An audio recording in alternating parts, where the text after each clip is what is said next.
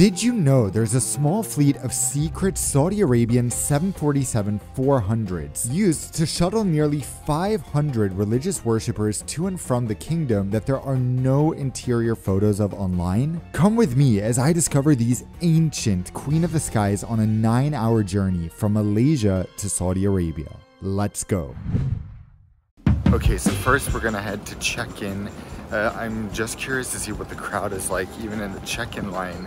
I don't think business class is especially full today, but who knows, we'll find out on board. Our plane has just landed, which is great. We know it's gonna be a 747, which I was very nervous about. So the first important thing is at least sorted. We have the plane I want. Whoa, what a line for check-in. Private 747 coming up. We are the 46th and 47th people to check in on a 747. So needless to say, it's not going to be a very full flight, which will be great because I can show you around the entire aircraft. This is 9 Hotel Alpha Zulu Bravo, and this is its older sister, 9 Hotel Alpha Zulu Alpha. My aircraft today. These two 747-400s operate from Jeddah and Medina to cities such as Dhaka, Bangladesh, Algiers, Algeria, and Lahore, Pakistan. These planes, although Saudia branded, are operated by pilots and crew from an airline called Air Atlanta Europe that is based in Iceland. Is this making sense to you? An Icelandic airline is operating religious shuttle flights to Saudi Arabia. But it gets even more exciting because there are virtually no pictures of the interiors of these aircraft. There are no official seat maps, so we know nothing. When I booked this flight specifically to fly this 747, since I've been eyeing it for the past year, since I discovered that Saudia was operating 747s, I realized that the research needed to find any information about these aircraft is extreme, even by my extreme AvGeek standards. Okay, should just mention here that flying on this flight, although it's very different from most of Saudia's other flights, it's a completely normal experience in terms of check-in. You get lounge access. I was wondering, like, will everything be really stripped down? So far, it's normal. We're just gonna go sit at the gate and maybe do some people watching. We end up heading to the gate with our crew completely by coincidence. So funnily enough, there were two pilots checking in while we were checking in for Saudia. Turns out they also work for Air Atlanta, which is the airline that operates Saudia's 747s. So they were flying to Jeddah today, not to Medina. But it was super fascinating to hear because I learned that not only are the pilots contract crew, but also the cabin crew. They work on contracts where they go for 3 weeks to Saudi Arabia and then 2 weeks to their home country, then 3 weeks back to Saudi Arabia. At the gate, a very confused agent tries to tell us, "You're at the wrong gate, sir." I tell him, "I know we're not your typical Medina passengers, but that's where we're heading on the gorgeous Queen of the Skies, so let us through."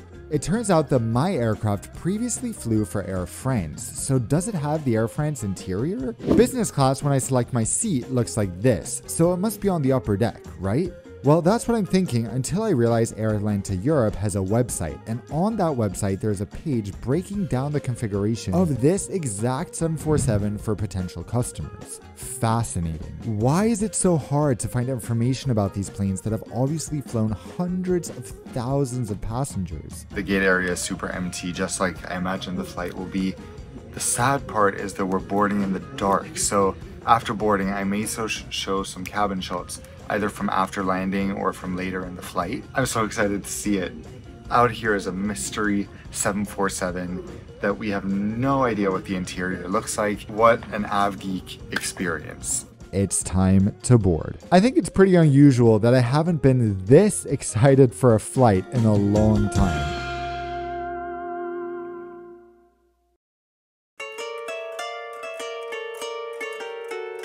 Welcome to the nose of the iconic Boeing 747-400. This is where the 16 business class seats are located. Talk about a throwback. So it turns out that these really are Air France business class seats from decades ago. However, many were removed in other parts of the aircraft to make way for an enormous 449-seat economy class cabin, which spans the upper and remaining lower deck, and don't worry, we're checking those out shortly. Tell me why this seat makes me more excited than a fully enclosed state-of-the-art suite. Something about being in the nose of the 747 in this type of ancient cabin just makes it easy to picture when the 747 was still the plane. Okay, what better way to start a flight to the Middle East on this retro 747 than with some Arabic/Saudi coffee and dates. This feels like a time capsule being on here. It's crazy. Yeah, it's weird how the in-flight experience is the same as the previous flights. Yeah. Just so different also. Very different shell. I'm very positively surprised to discover that the in-flight service is virtually identical to any other Saudia flight. Besides the meal presentation and the lack of an in-flight chef, as you'll see, pretty much everything from what I can tell is the same. When it comes to pre-departure service, that means hot towels and a delicious selection of drinks, Arabic coffee, and dates. It's such a weird mix of kind of terrible old hard product and fantastic soft product, and that combo is kind of amazing. The Air Atlantic crew on board is absolutely phenomenal too. Literally every single crew member is phenomenal because I'm pretty sure I managed to speak to every single crew member on this flight. I moved back to economy for a better wing view, and soon enough we're pushing back in our creaky old 747 with all scratched up windows. Everyone around me is praying at this point, literally every single person, and I'm just sitting there like... As we take off with literally no visibility, I can't stop whispering, high heels on my tippies. I imagine I'm the first person to have that song stuck on my head on a Saudia 747, but who knows.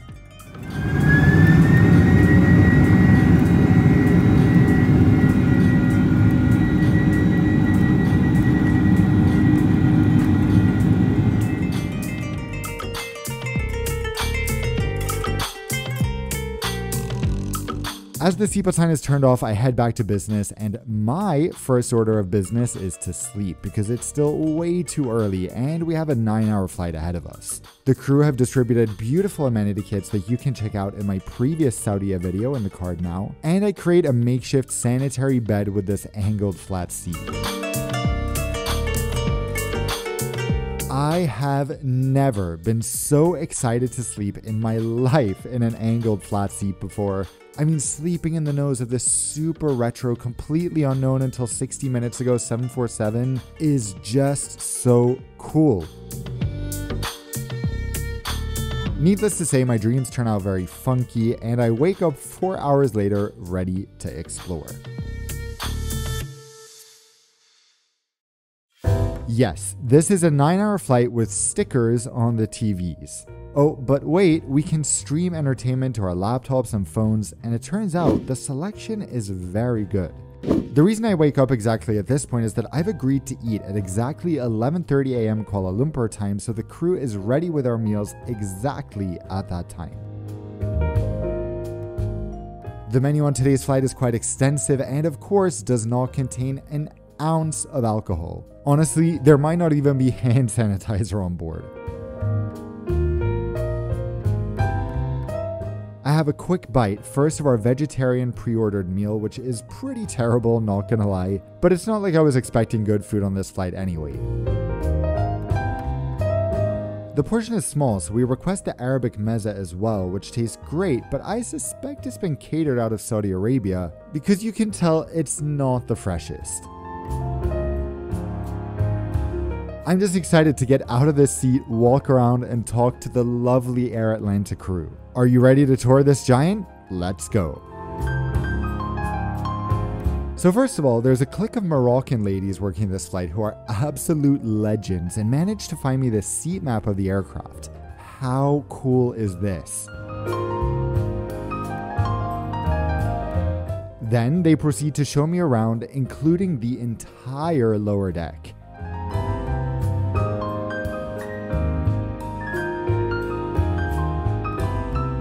Somehow, these economy seats are even more retro feeling than the business class seats. I mean, look at these armrest ashtrays, which are a throwback to my childhood for sure, and these remotes, wow.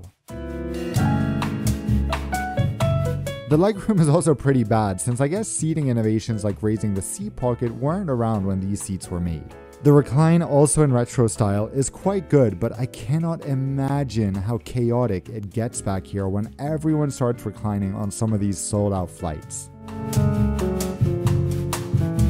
Okay, I'm gonna be honest, the main reason I want to tour every part of this beauty is to get wing views from every single angle.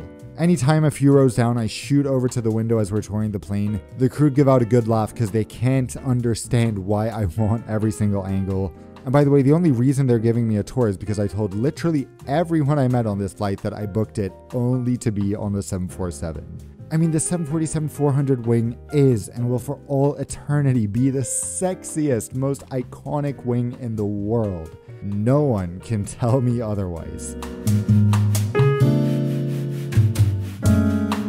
Now here are some interesting facts. Apparently this aircraft will leave Saudia's fleet by the end of 2024. Such a shame. Another interesting thing looking back at the seat map is that this aircraft only has lavatories in the rear, no galleys. In fact, the galleys take up so much space throughout the aircraft. They are truly enormous and they're stationed by every single exit along the lower deck.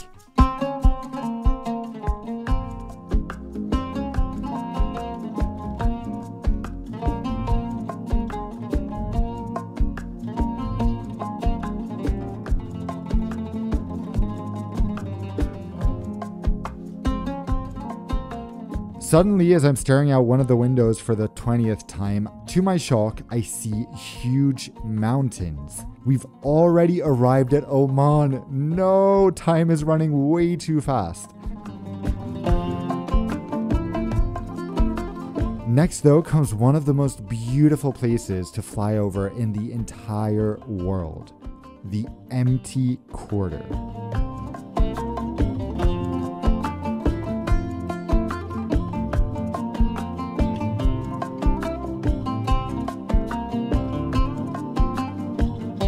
Next, we head upstairs to see the entirely empty economy cabin up here. What a throwback this is! There are 60 economy seats up here with 3 lavatories, although one is reserved for the pilots. And we also have an enormous galley at the back, which is standard on the 747-400. We take a quick round of selfies with the excited crew and then head back to our seats for the final meal service. Not that this one is much to write home about either. I also ask if it's possible to get more Arabic coffee with dates, and the crew gladly oblige. They even give me this entire box of dates to take home. What? Before we start our approach, let me show you these lavatories because they are also quite a throwback to when airplane lavatories weren't extremely claustrophobic. Although they look old, they're so much better than most modern airplane lavatories, and I have to say I'm impressed with the number of different amenities in here. I mean, they even offer free feminine products. As we approach, I head back to economy for this insane wing and engine view again, as one of the crew members comes on the PA and says, "We have started our approach into Medina. Should you have any questions about Saudi Arabia, please do not hesitate to ask me. My name is Ahmed and I'm excited to welcome you to my home country." How awesome is that? Speaking of the Middle East, I cannot tell you the number of times I still get messages from people going, "Hey Dan, by the way, what's the name of that thing you say will let me call my family when I'm in the Middle East?" And I can just respond, sorry, too late. When traveling to places like the Middle East or China, you need a VPN in order to access things such as FaceTime, WhatsApp calls, Messenger, etc. And as always, I suggest today's video sponsor NordVPN because they are the fastest VPN in the world. The problem for these people who are DMing me from China or from the UAE or Qatar or wherever they are is that once they're there, it's too late to download a VPN because the VPN websites are blocked in those regions. Besides, I'm sure you'll appreciate, like me, that having NordVPN on protects you 24/7 so people can't see what you're doing online, They can't access your information or anything like that. One great thing about the Middle East is that you don't get those pop-up ads that say Anna 27 is lonely near you. But the problem is you get other pop-up ads with hidden malware. And guess what? NordVPN has a built-in feature called threat protection that completely protects you from that as well. Stay one step ahead by downloading NordVPN today and not once you're on your trip at nordvpn.com/nonstop. Then or by tapping the link at the top of the description. There you will get a huge discount and 4 months free on a 2-year plan. If you want to give it a try, you can of course also use NordVPN's 30-day money-back guarantee.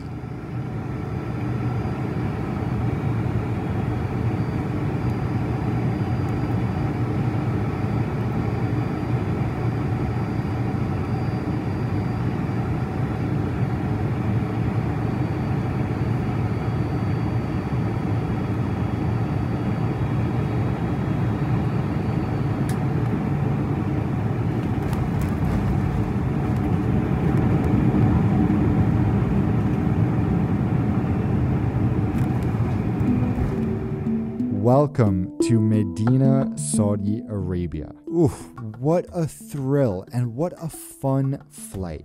It literally feels like I had a 747 playground for 4 hours, made even better by the fact that I had literally no idea what to expect, which is almost unheard of in 2024. There's space, there's the bottom of the ocean, and then there's Saudia's 747-400. Those are the great unknowns. Should I leave my flag on this plane to show that I was the first there? Just kidding. All right, we've made it. That was one of the most fun flights in a long time. So unique for sure. Yeah, like almost 9 hours just went by like this because we were running around the whole time, looking at every possible seat. Yeah, even not as an av geek, this was like such a cool experience. It really was. Yeah. Thank you so much, guys, for joining me on this adventure. It's a pleasure as always. And please let me know in the comments the last time you flew on the 747, if you ever have, because there's only a few more years to do it. And for now, at least we have Lufthansa, which is the easiest and most attainable option for most people. By the way, if you're curious what it's like in Medina, you can check out our vlog on Oscar and Dan from our trip there in 2022. I hope you enjoyed seeing this crazy experience that was really a once in a lifetime thing.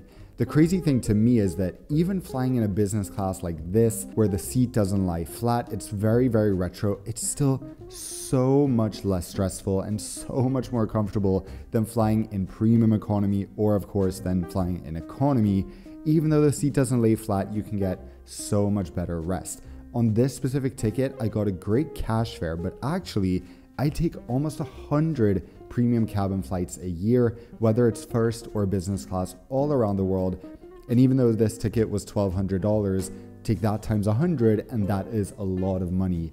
Most of my flights are not paid that way. Of course, you guys know I use miles and points. And you might think, okay, I know I can earn that through credit cards, but I'm not a US citizen, or I don't want to get credit cards.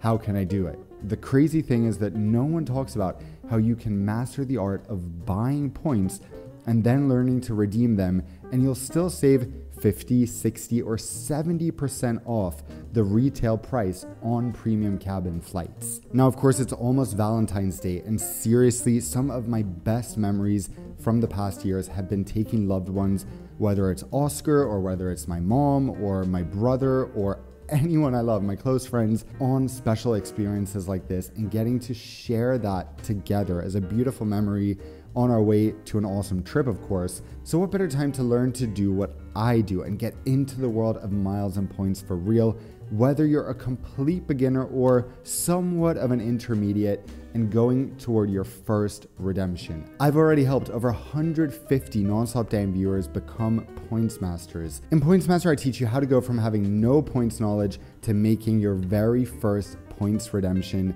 in a premium cabin. The amazing thing is it doesn't matter where you live. I teach you how to save a huge amount on premium cabin flights by learning to master points. And you can get started right now with a free starter guide at the link at the top of the description. It comes in 3 parts where you'll learn some basics from one of 7 award programs I teach you in PointsMaster. And then if that's interesting, of course, you can continue on to see if PointsMaster is right for you. Because of course, you can learn most of this stuff online. I've been learning it over the past decade of reading for at least an hour a day on different blogs and forums. But if you don't want to spend the time doing that, you can check out my program below where you can learn all this in a super condensed, potent little formula to make you a PointsMaster in no time.